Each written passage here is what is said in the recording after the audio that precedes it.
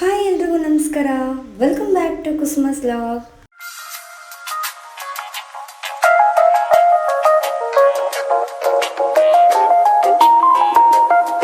ಇವತ್ತಿನ ಲಾಗಲ್ಲಿ ಎಲ್ಲಿಗೆ ಹೋಗ್ತಾ ಇದ್ದೀವಿ ಅಂತ ನೋಡ್ತಾ ಇದ್ದೀರಾ.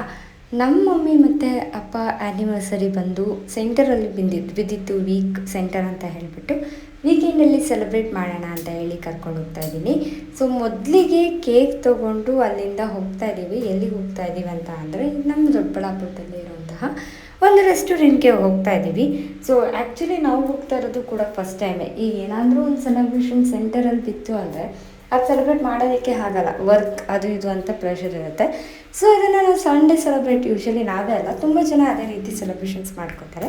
ಸೊ ಹಾಗೆ ನಾನು ಕೂಡ ಸಂಡೇ ಸೆಲೆಬ್ರೇಷನ್ ಮಾಡೋಣ ಅಂತ ಹೇಳಿ ಬಂದೆ. ಇನ್ನು ನಮ್ಮ ಸಿಸ್ಟರ್ ಇರಲಿಲ್ಲ, ಅವರು ಕರೆಕ್ಟ್ ಟೈಮ್ಗೆ ಇರೋಲ್ಲ, ವರ್ಕ್ ಅಂತ ಪಿ ಜಿಯಲ್ಲಿರ್ತಾರೆ.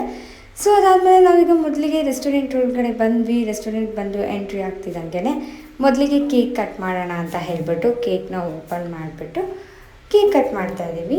ಆ್ಯಕ್ಚುಲಿ ಹೇಳಬೇಕಂದ್ರೆ ಒಂದು ಸ್ವಲ್ಪ ಕಾಮಾಗಿ ಪೀಸಾಗೇ ಇತ್ತು ರೆಸ್ಟೋರೆಂಟಲ್ಲಿ. ಇನ್ನು ಟೇಸ್ಟ್ ಬಗ್ಗೆ ಹೇಳೋದಾದರೆ ತುಂಬಾ ಚೆನ್ನಾಗಿತ್ತು. ದೊಡ್ಡಬಳ್ಳಾಪುರಕ್ಕೆ ಇನ್ ಕೇಸ್ ಬಂದರೆ ದೊಡ್ಡಬಳ್ಳಾಪುರದಲ್ಲಿದ್ದರೆ ಒಂದು ಸಲ ನೀವು ವಿಸಿಟ್ ಮಾಡ್ಬೋದು. ವೈ ಬಿಕಾಸ್ ಟೇಸ್ಟ್ ಅಂತೂ ತುಂಬಾ ಚೆನ್ನಾಗಿತ್ತು. ಎಲ್ಲನೂ ನಾಟಿ ಸ್ಟೈಲಾಗೇ ಇತ್ತು, ಟೇಸ್ಟ್ ಆಗ್ಬೋದು. ಮೊದಲಿಗೆ ಕೇಕ್ನ ಹೀಗೆ ರೀತಿ ಕಟ್ಟಿಂಗ್ ಎಲ್ಲ ಮುಗಿಸ್ತಾ ಇದ್ದೀವಿ. ಸೊ ಮುಗಿಸ್ಬಿಟ್ಟು ನೆಕ್ಸ್ಟು ರೆಸ್ಟೋರೆಂಟ್ ಅಲ್ಲಿ ಫುಡ್ನ ಆರ್ಡರ್ ಮಾಡೋಣ ಅಂತ ಹೇಳಿಬಿಟ್ಟು ಏನೇನು ಫುಡ್ನ ಆರ್ಡರ್ ಮಾಡಿದ್ವಿ ಅಪ್ಪ ಅಂತ ಅಂದರೆ ಎಲ್ಲ ಯೂಶ್ವಲಿ ನಾವು ಇಷ್ಟಪಡೋದು ನಾಟಿ ಸ್ಟೈಲ್ ಐಟಮ್ಸೆ. ಈಗ ಹೈದ್ರಾಬಾದಿ ಸ್ಟೈಲು ಅದೆಲ್ಲ ಬಿರಿಯಾನಿ, ದಮ್ ಬಿರಿಯಾನಿ ಎಲ್ಲ ಮಾಡ್ತಾರಲ್ಲ, ನಮಗೆ ಅಷ್ಟೊಂದು ಇಷ್ಟ ಆಗಲ್ಲ. ಬಟ್ ನಾಟಿ ಸ್ಟೈಲ್ ತುಂಬಾ ಚೆನ್ನಾಗಿರುತ್ತೆ. ಮೊದಲಿಗೆ ನಾವು ಆರ್ಡರ್ ಮಾಡಿದ್ದು ಬೋಟಿ, ಅದಾದಮೇಲೆ ಬೋಟಿ ಫ್ರೈನ ಆರ್ಡರ್ ಮಾಡಿದ ಜೊತೆ ಬಟರ್ ನಾನ್ ಕುಲ್ಚಾನ ಆರ್ಡರ್ ಮಾಡಿದ್ವಿ. ಬಟರ್ಸ್ ತುಂಬಾ ಚೆನ್ನಾಗಿತ್ತು ಬಟರು, ಆ್ಯಂಡ್ ನಾನ್ ಕುಲ್ಚಾ ಕೂಡ ತುಂಬಾ ಚೆನ್ನಾಗಿತ್ತು. ಅದ್ರ ಜೊತೆ ಹೈದ್ರಾಬಾದಿ ಮಸಾಲ ಮಾಡಿದ್ವಿ. ಎರಡಕ್ಕೂ ಕಾಂಬಿನೇಷನ್ ಅಂತೂ awesome ಆಗಿತ್ತು. ಆ್ಯಂಡ್ ಬಂದರೆ ಇದನ್ನು ಟ್ರೈ ಮಾಡಿ, ಟೇಸ್ಟ್ ಅಂತೂ ತುಂಬಾ ಚೆನ್ನಾಗಿತ್ತು.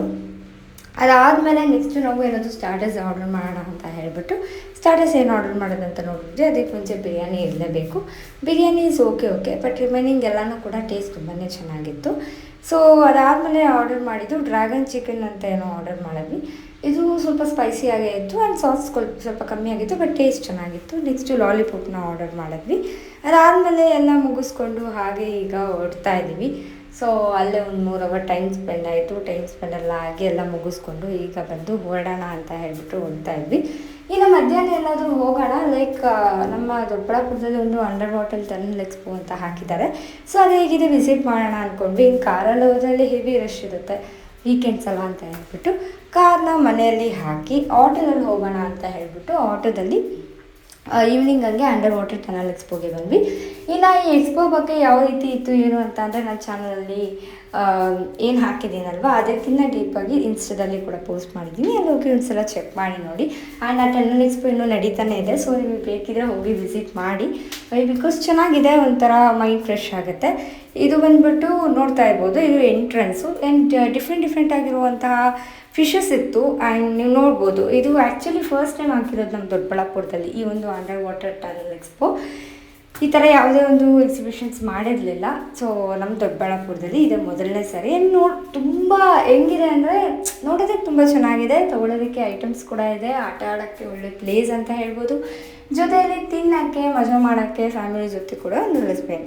ಇದು ನೋಡ್ತಿದ್ದೀರಲ್ಲ, ಇದು ಒಳ್ಳೆ ಹಾವು ಫಿಶು, ಹಾವನ್ನೇ ನೋಡ್ದಂಗೆ ಅನಿಸುತ್ತೆ.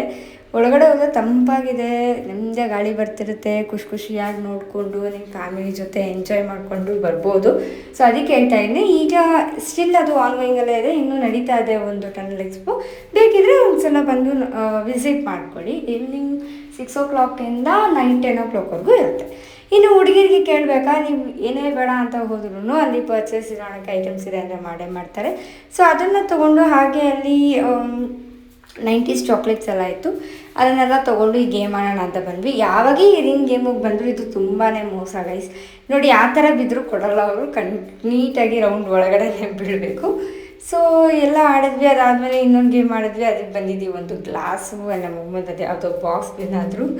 ಸೊ ಅದನ್ನು ತೊಗೊಂಡು ಅದಾದಮೇಲೆ ನೆಕ್ಸ್ಟು ಸ್ಕೇರಿ ಯೂಸ್ಗೆ ಹೋಗೋಣ ಅಂತ ಅಂದ್ಕೊಂಡ್ವಿ.